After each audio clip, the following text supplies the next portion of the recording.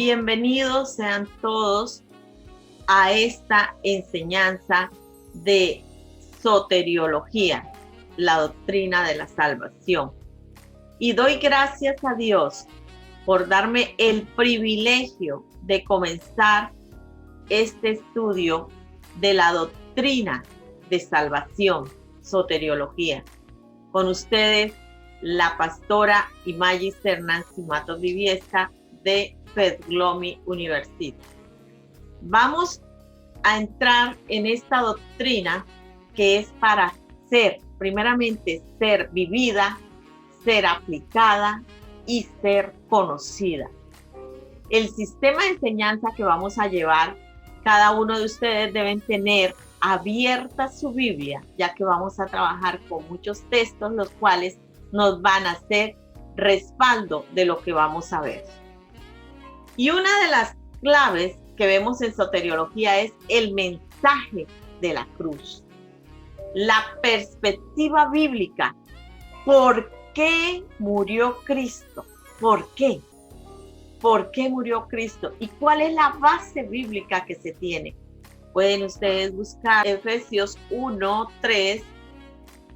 Efesios 1:3 nos dice: bendito sea el Dios y Padre de nuestro Señor Jesucristo, que nos bendijo con toda bendición espiritual en los lugares celestiales en Cristo, según nos escogió en Él antes de la fundación del mundo, para que fuésemos santos y sin mancha delante de Él.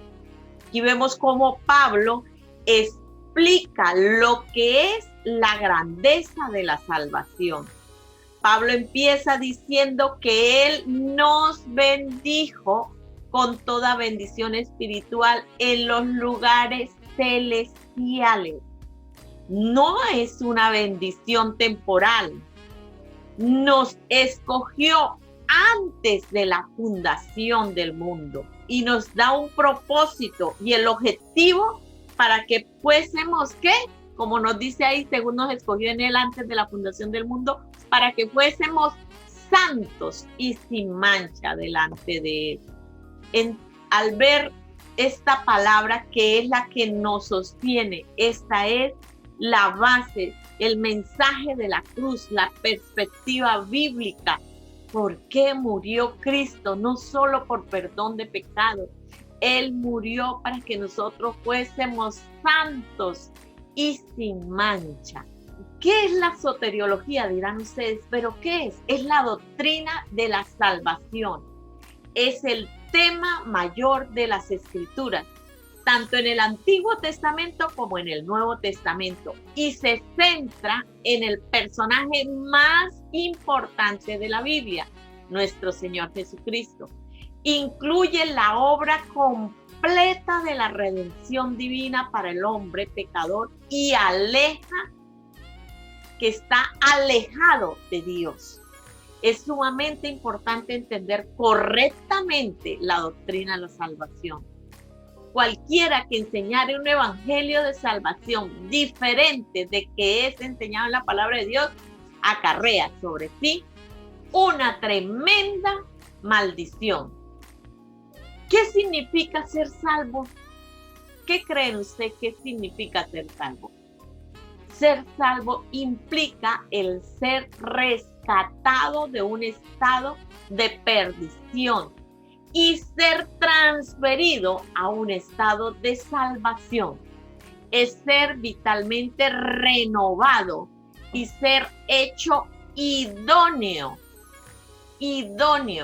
para participar de la herencia de los santos en luz. Vamos a mirarlo. Colosenses 1:12, la palabra dice: con gozo, dando gracias al Padre que nos hizo aptos para participar de la herencia de los santos en luz. Entonces hemos visto cómo la palabra nos confirma. Vamos a ver, la salvación es pues la redención, libertar a un esclavo o cautivo mediante el pago del precio del rescate. Esta redención puede ser planeada por Dios, lograda por Dios y aplicada por el Espíritu Santo. Así que la salvación del hombre es de Jehová. No fue el plan B de Dios. Esta magnífica obra por la cual Cristo es exaltado partió de la iniciativa libre de saber que Él tenía todo el control. Él es quien tiene todo el control. Y cuanto más sólida y bíblica es nuestra soteriología, reconocemos la verdad. Más vamos a vivir como Dios quiere que vivamos, ya que todo lo que Dios nos ha revelado en su palabra es con este fin. En segunda de Timoteo, ustedes lo pueden ver,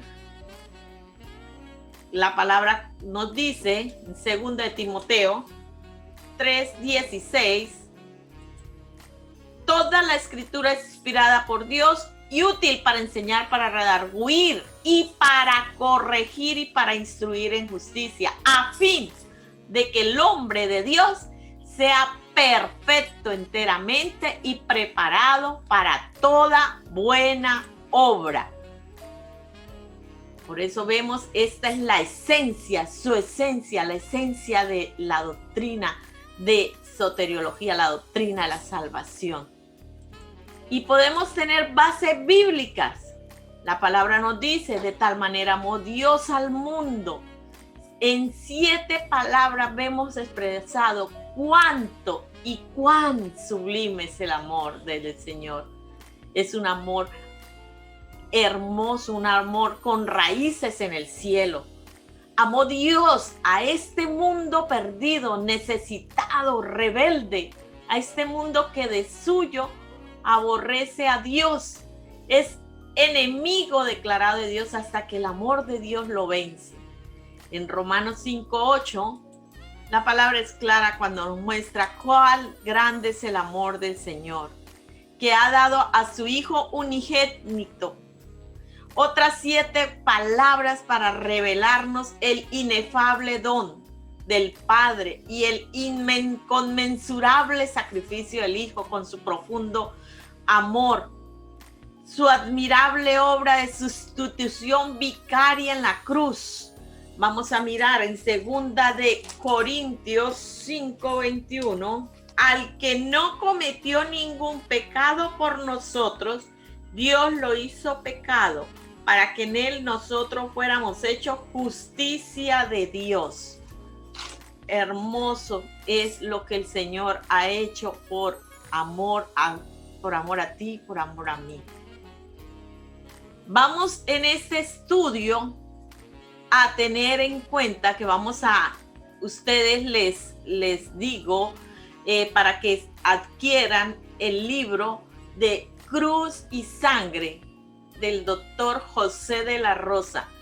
Este libro vamos a estarlo tratando durante este estudio y vamos a tener en los diferentes quiz que van a montarse en la plataforma, van a haber preguntas acerca de lo que está en este libro. Entonces es algo muy importante para que lo tengan en cuenta, ya que hemos iniciado con este estudio. Jesús es el único Dios del universo. Por eso vemos que en el cristianismo la cruz es el encuentro de amor de Dios y su justicia. Jesucristo es el Cordero de Dios que quita el pecado del mundo. Eso lo vemos en Juan 1:29. Por causa del sacrificio expiatorio de Jesús en la cruz, aquellos que ponen su fe y confianza en Él solamente para salvación tienen la garantía de la vida eterna en Juan 3:16. La salvación es totalmente de Dios, por gracia basada en la redención de Jesucristo, el mérito de su sangre derramada, y que no está basada en méritos humanos u obras. Ustedes lo pueden mirar en Juan 1:12. Pero a todos los que le recibieron, a los que creen en su nombre, les dio potestad de ser hechos hijos de Dios. Entonces vemos cómo el amor del Señor es tan grande, que Él nos ha amado con amor eterno. Y nosotros somos los que debemos tener presente que Dios dio todo por amor a nosotros. Vamos aquí mirando la existencia de un orden de la salvación. La doctrina de un Dios en tres personas, ya que nos muestra al Padre que ama al Hijo, que redime, y al Espíritu Santo que vivifica. Vemos las tres personas. Con la doctrina del hombre caído, pues es precisamente la miseria del hombre la que sirve de trasfondo a su profunda necesidad de la gracia y a su total incapacidad para salvarse. Con la cristología, ya que todo en Jesucristo, su persona y su obra, es la gran expresión de la gracia. Con la doctrina sobre la iglesia, puesto que este es el resultado de la gracia.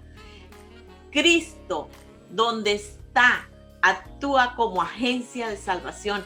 Es que se encuentran los medios de la gracia. Finalmente, con la escatología, pues esta es la consumación de la gracia, la glorificación de los favorecidos de la gracia, con la gracia y el triunfo del Señor.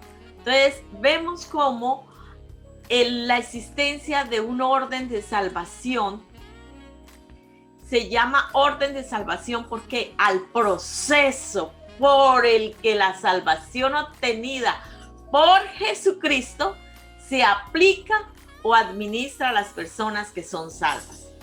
Aunque hayamos de retrotraernos al pacto eterno que la Trinidad Divina estableció para la salvación, el hombre caído, siempre es bueno tener en cuenta lo que esto comporta para entender mejor el plan de nuestra salvación. Varios son los lugares que implican la existencia de tal convenio entre las personas. En Hebreos, vamos a mirar Hebreos 10, 5, 7. Por eso, el entrar en el mundo, Cristo dijo: no quieres sacrificio y ofrenda, pero me has dado un cuerpo. No te agradan los holocaustos ni las expiaciones por el pecado. Entonces dije: mi Dios, aquí estoy para hacer tu voluntad, como está escrito de mí en el libro. Entonces vemos cómo el Señor aquí muestra que nosotros somos, Él ha hecho todo es un plan de salvación. ¿Para qué? Para que las personas puedan venir ante Él y ser salvos. Es algo que nosotros debemos tener en cuenta. El alcance de la salvación que Dios ha provisto al hombre es completa, de una vez y para siempre.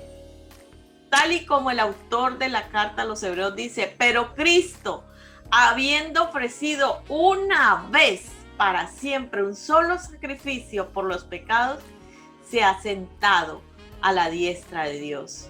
Eso lo vemos en Hebreos 10:12. Antes de la cruz, el método de expiación que Dios había dejado era el sacrificio de machos cabríos, con el fin de que la sangre de ellos cubrieran los pecados. Pero una vez Cristo se ofreció como el sacrificio perfecto, ya no hay necesidad de ofrecer más sacrificios. En Hebreos 10, del 3 al 10 lo pueden ver. Por tanto, el hombre es salvo por medio de la fe en el sacrificio de Cristo, el cual es suficiente para perdonar nuestros pecados. Ahora bien, esta bendita salvación opera en tres tiempos: en el pasado, en el presente y en el futuro. La salvación es para el que cree ahora.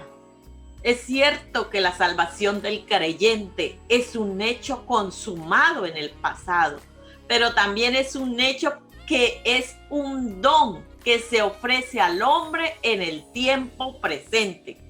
Esta salvación actúa hoy liberándonos del yugo del pecado. Romanos 6:14. Gracias a esta salvación, hoy somos libres de toda condenación. Aleluya. Romanos 8:1. Y en general, la salvación que Dios nos ofrece nos da ahora una nueva vida. Por ello, la salvación tiene un alcance en el tiempo presente.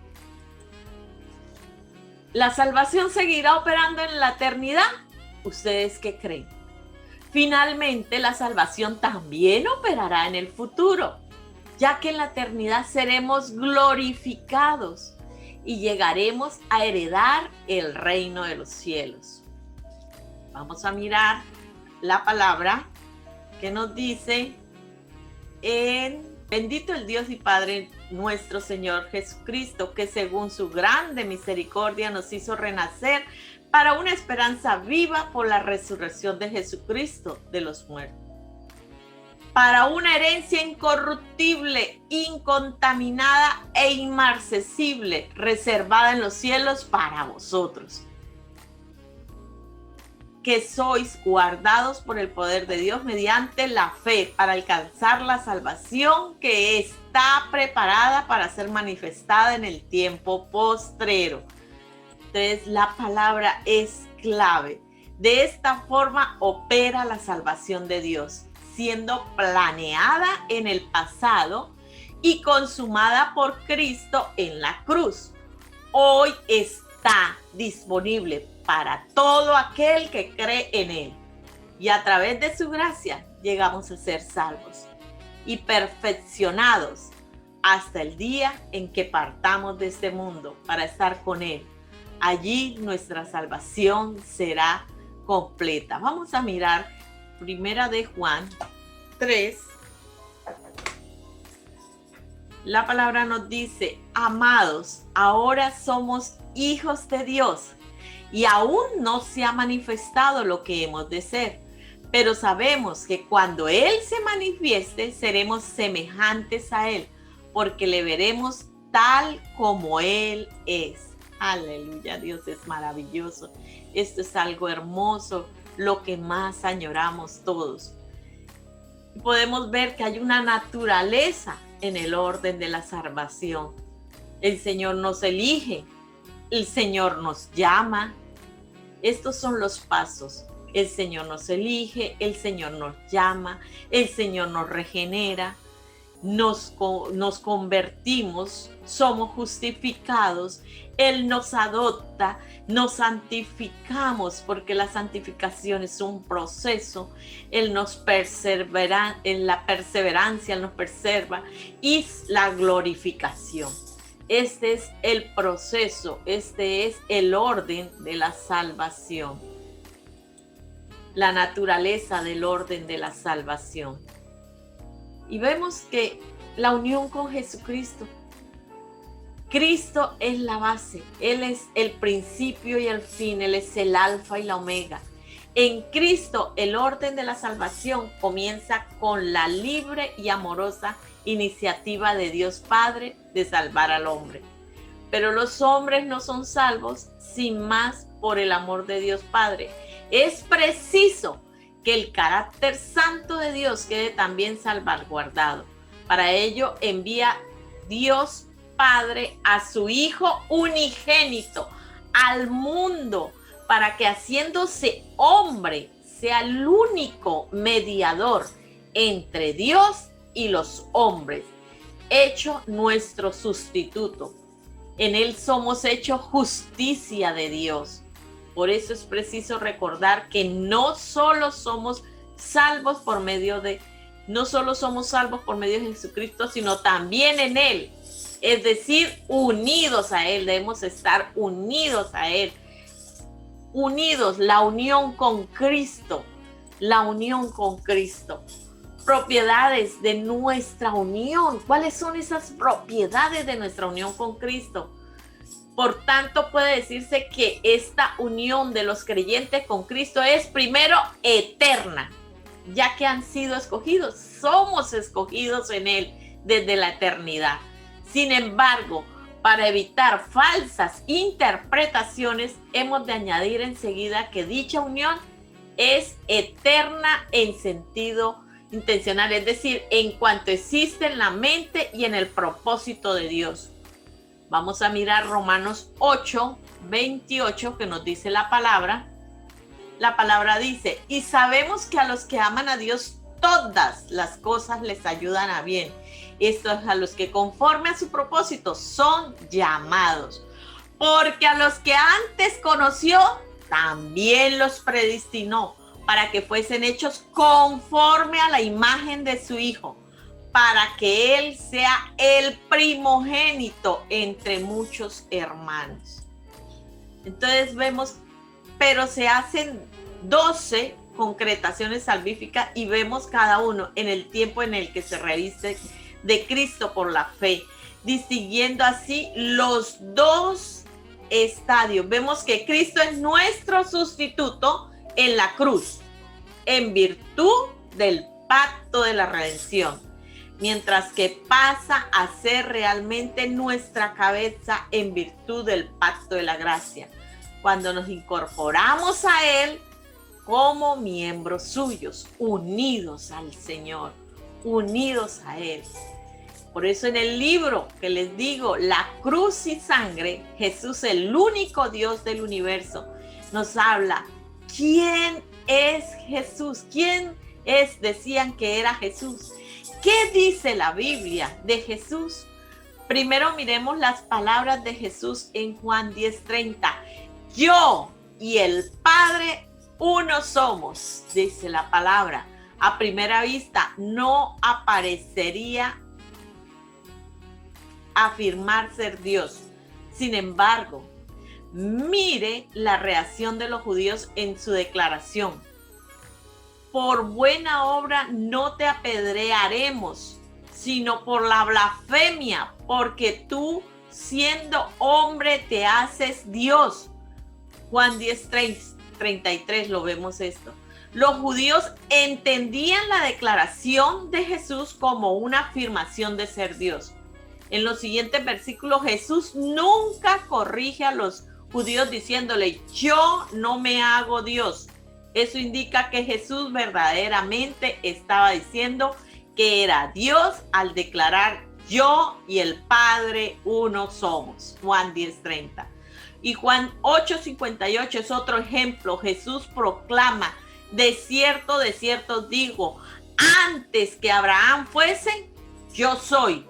Tomaron entonces piedras para arrojárselas en Juan 8:59. Y Jesús, anunciando su identidad como yo soy, es una aplicación directa del nombre del Antiguo Testamento para Dios. Éxodo 3:14.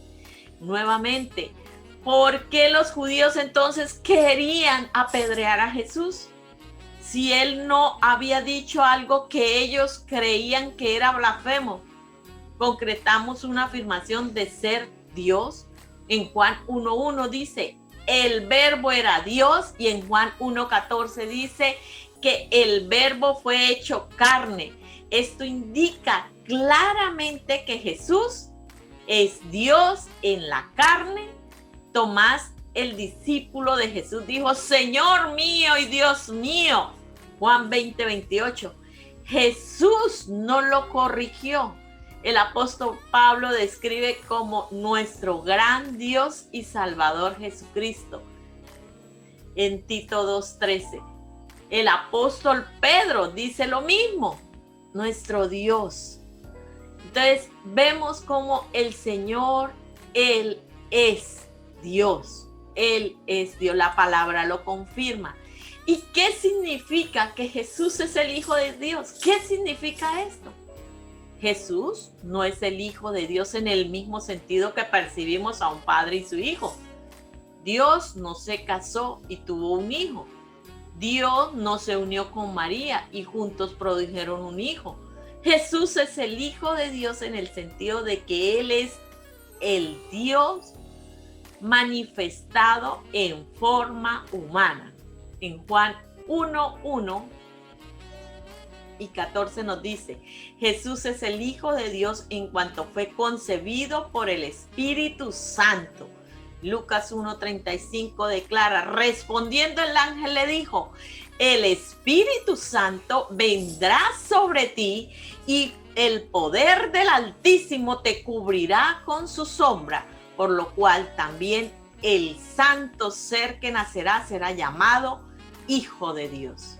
Durante su juicio y ante los líderes judíos, el sumo sacerdote le ordena a Jesús: te conjuro por el Dios viviente que nos digas si eres tú el Cristo, el Hijo de Dios.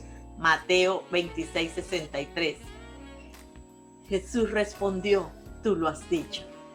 Y además os digo que desde ahora veréis al Hijo del Hombre sentado a la diestra del poder de Dios y viniendo en las nubes del cielo. Mateo 26:64.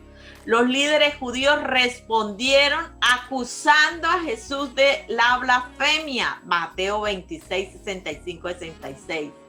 Y más tarde, ante Poncio Pilato, los judíos le respondieron: nosotros tenemos una ley y según nuestra ley debe morir porque se hizo a sí mismo Hijo de Dios. Juan 19:7. Porque él declarará ser el Hijo de Dios, se consideraría como una blasfemia merecedora de la pena de muerte. Los líderes judíos entendieron exactamente lo que Jesús quiso decir con esta frase: Hijo de Dios. El ser Hijo de Dios significa ser la misma naturaleza de Dios. El Hijo de Dios es parte de Dios. Hermoso, gloria a Dios. ¿Qué significa que Jesús es el Hijo de Dios? Nosotros tenemos que tenerlo claro, porque este es un preámbulo de lo que estamos, una plataforma de lo que estamos haciendo para poder ver la soteriología, la doctrina de la salvación, para poder llevar esta palabra con todas nuestras bases bíblicas, mostrando que Él es un hijo, Él es el Hijo de Dios. La apologética, defender nuestra fe, pero con las bases. Entonces, aquí estamos teniendo las bases de qué es esta doctrina. Nuestra unión con Jesucristo. ¿Qué comporta nuestra unión con Jesucristo? Nos comporta, es una metamorfosis. ¿Cómo así que es una metamorfosis? Vamos a mirar en Romanos 12. La palabra dice: no os conforméis a este siglo, sino transformaos por medio de la renovación de vuestro entendimiento, para que comprobéis cuál es la buena voluntad de Dios, agradable y perfecta. ¿Cuál es la buena voluntad de Dios? Ya que hemos sido hechos nuevas criaturas, que se deje conducir por el Espíritu Santo y cuya brújula ha cambiado de norte. Cuando ya nosotros venimos al Señor, nos unimos a Él, dejamos que el Espíritu Santo haga lo que tenga que hacer, ya nuestra brújula cambia de norte, cambia su sentido. ¿Por qué? Porque estamos renovando nuestra mente, estamos teniendo un cambio, una metamorfosis, una metanoia, o sea, un ejercicio nuevo, cambiado de nuestras facultades por el arrepentimiento y la fe. Un convertirse a Dios en forma genuina, una posición legal de justificados ante Dios, una santificación continua por el poder asimilado de la vida de Jesucristo mediante el poder del Espíritu Santo. Una coinonía, o sea, una comunión con Cristo, comunión de fortaleza, de debilidades. Todo esto es lo que nosotros estamos en ese proceso, en esta unión con Jesucristo. Esto es lo que comporta todo este proceso. Es un proceso en el cual nosotros vamos andando. Se establece también la comunión con los demás creyentes, lo cual constituye el fundamento de toda la eclesiología. Por eso esta comunión no se pierde en vagos y abstractos misticismos, sino que se mantiene en concretísimas realidades. Entonces vemos que nuestra unión con Jesús es algo fundamental y esto se va dando en el momento en que nosotros venimos a Él, unirnos al Señor, entregarnos a Él.